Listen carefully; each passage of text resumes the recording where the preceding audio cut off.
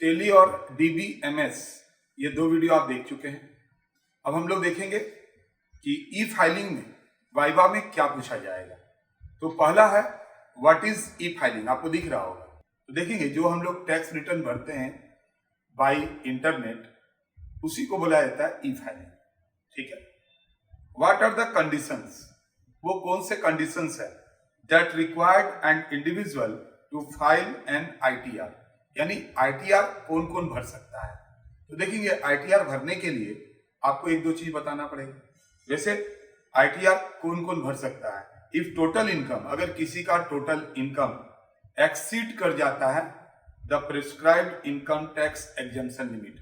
जैसे old slab में आप देखें ना 2.5 लाख है, फिर सीनियर सिटीजन के लिए है, फिर सुपर सीनियर सिटीजन के लिए न्यू स्लेब में 3 लाख से है।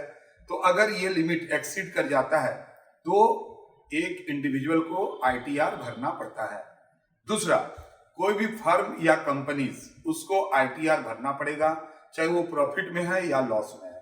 Third one, if invest in foreign assets, अगर फॉरेन असेट्स में आपने इन्वेस्ट किया है तो ITR भरना पड़ेगा।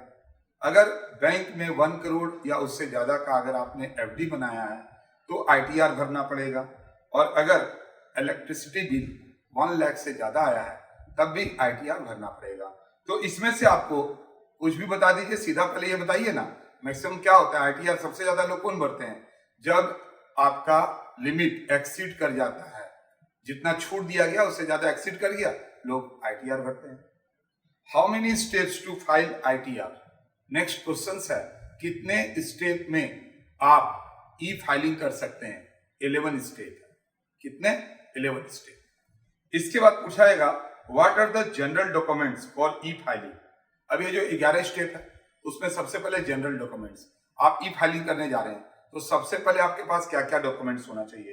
पैन कार्ड, क्योंकि बिना पैन नंबर दिए आप अंदर नहीं जा सकते हैं। Aadhaar linked PAN card, Aadhaar जो है पैन कार्ड से लिंक होना चाहिए। और बैंक अकाउंट का डिटेल्स यानी स्टेटमेंट। ये हो गए हैं आपके जनरल डॉक्यूमेंट्स। इसके बाद what are the income related documents. अब ITR भरने के लिए आप तो पोर्टल में चले गए, सबसे पहले आप पैन नंबर दिए, आधार जो पैन से लिंक है दे दिए, बैंक स्टेटमेंट है। लेकिन इनकम स्टेटमेंट क्या होना चाहिए कि आपका इनकम से रिलेटेड डॉक्यूमेंट्स क्या क्या है। तो सैलरी स्लिप होना चाहिए, आप क्लेम करेंगे तो HRA रिसिप्ट होना चाहिए, फॉर्म 16 होना चाहिए, 16A होना चाहिए, 16B और 16C। अब ये फॉर्म 16A B C क्या उसको अभी छोड़िए, आपको ये डॉक्यूमेंट्स बताना है। फॉर्म 26AS, तो ये सब होना चाहिए। What are the deduction and exemptions related documents.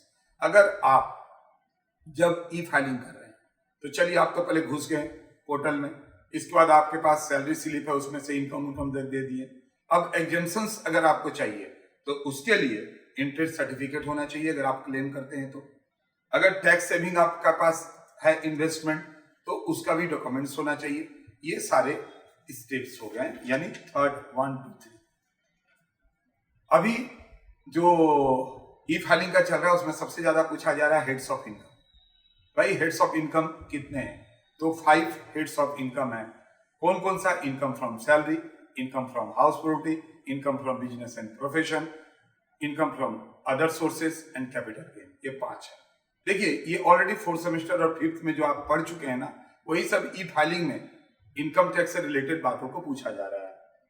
अभी सबसे ज्यादा और एक चीज पूछा जा रहा है, व्हाट इज ITR 1, या ITR 1 का और एक नाम क्या है, तो सहज फॉर्म। ITR 1 कौन भर सकते हैं, तो ITR 1 रेसिडेंट इंडिविजुअल भर सकते हैं, लेकिन उसका 3 कंडीशन है। इनकम 3 सोर्सेस से होना चाहिए, सैलरी या पेंशन, रेंटल इनकम लेकिन 1 house, income from other sources. ITR 2 क्या है, कौन भर सकता है ITR 2, तो ओनली इंडिविजुअल एंड HUF भर सकता है। जो बिजनेस इनकम नहीं है उसको छोड़ के सब कोई ITR 2 भर सकता है। ITR 4 के बारे में पूछा गया कि ITR 4 का एक नाम और क्या है, तो सुगम, कौन भर सकता है, प्रीजेम्प्टिव इनकम हो गया, एप्लीकेबल है इंडिविजुअल HUF और पार्टनरशिप के लिए। तो आपने क्या देखा, ये सारे क्वेश्चंस पूछे जा रहे हैं अभी जितने भी कॉलेज में ई फाइलिंग का भावा हो रहा है। तो देखेंगे ई फाइलिंग का लिए सबसे पहला क्वेश्चन जो आप देखे होंगे स्क्रीन में आएगा, व्हाट इज ई फाइलिंग, उसको अच्छे से करिएगा। ये पूछा जा रहा है हेड्स ऑफ इनकम, नीचे से ITR 1, ITR 2 और ITR 4, इतना करके जाइएगा। उम्मीद करते हैं आपका बेहतरीन जाएगा। भाई वाह, मिलते हैं नेक्स्ट वीडियो।